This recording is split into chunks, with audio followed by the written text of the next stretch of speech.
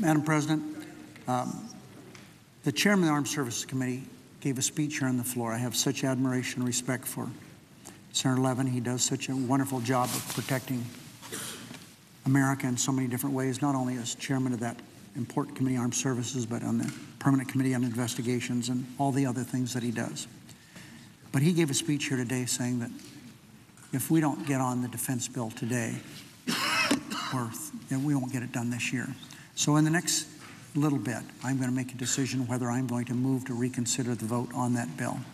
And I want everyone to know that's what I'm going to do. I've got a longer presentation that I've worked on to make that presentation. But before getting into a lot of detail on this, I appreciate everyone's help on this. Senator Levin, Senator Lieberman, Senator Collins, who's worked with me trying to see some way to get this completed. But I'll make that decision next little bit.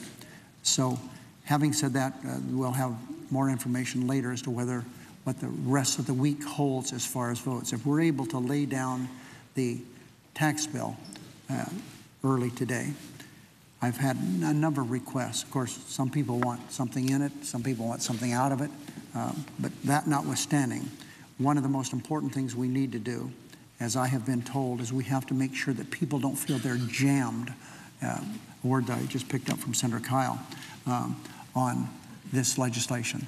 We have to make sure that people have the opportunity to make sure that they have had an opportunity to read it.